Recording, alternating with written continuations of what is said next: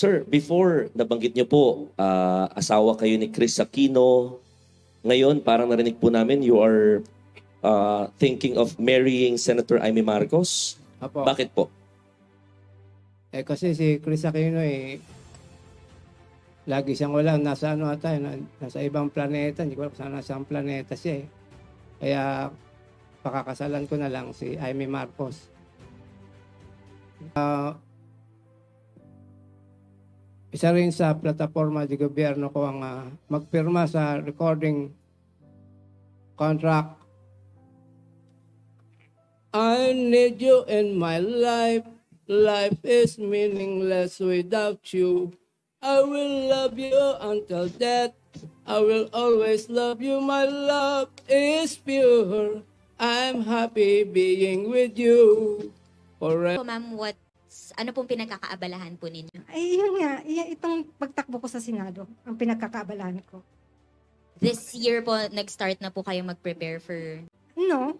Of course, pahinga muna para pag in case na nanalo, syempre stressful.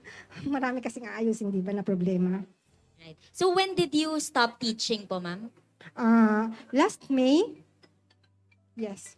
And that is to prepare na po for your Senate? Yes. Thank you, ma'am. Hello po. Ma'am, hello po. Dito po sa baba. Ma'am, dito po sa baba na hindi... Baba po, ma'am. Hindi? Meron po pong katanungan. Yeah. Ma'am, may question po.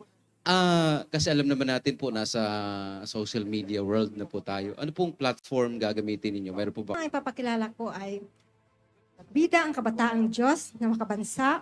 Bida ang Kabataang Makabansa, Makadiyos, Makakalikasan. Ay, ano ba? Bida ang kabataang makadiyos, makakalikasan, makatao, at makabansa. Ma'am, but ano pong media ang gagamitin nyo? Kasi Ay, no. Kahit sino. Ayoko nang may... kahit sino. Ano ma'am? Madaling sabi, anong gagamitin? Facebook? YouTube? Ay. Paano kayo magpapakilala? Through Facebook, pwede rin.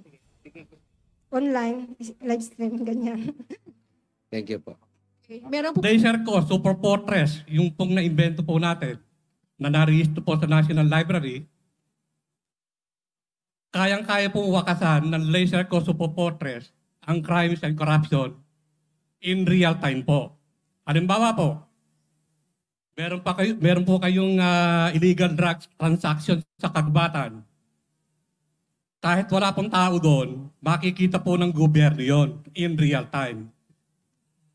I was filed my candidacy as a senatorial. So hopefully makasama na po ang pangalan ko sa balota. Pagbigyan naman po sana ako ng mga saligang batas and our Supreme Court na mapabilang sa kandidato upang ma-express ko po yung sarili ko na makapagpatupad ng batas para magkaroon naman tayo ng pagbabago sa Pilipinas. As far as I know, senatorial is one or two or more groups of political who makes law, which is we call as saligang batas. Tayo po ang mga... Kandidato ako dahil meron ako naisip ng mga paraan para solusyonan ang mga pinakamabigat na problema ng bansa. Una-una ay korupsyon, mabigat na trapiko, sa climate change sa West Philippine Sea, at sa pagpapaganda ng serbisyong pangkalusugan ng ating pamahalaan. Unahan ko na sa trapiko. Ang problema sa mabigat na trapiko ay dahil sabay-sabay na pumapasok ang lahat ng mga empleyado at manggagawa at mga estudyante. Kaya ang paraan para mabawasan sila ay hatiin sila sa dalawa.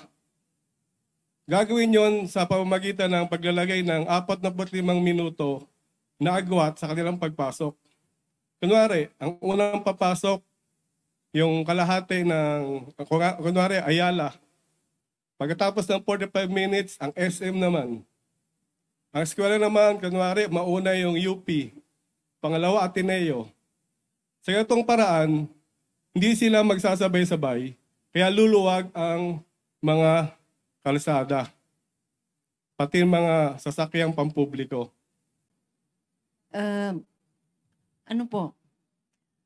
Tumulong po ako sa Uniteam.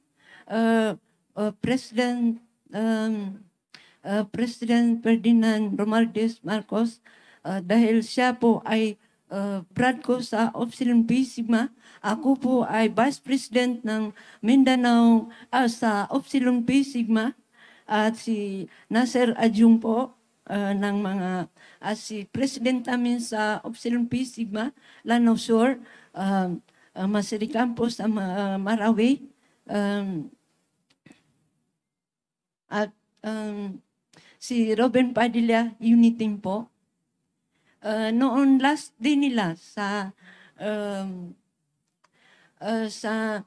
Cagayan de Oro, na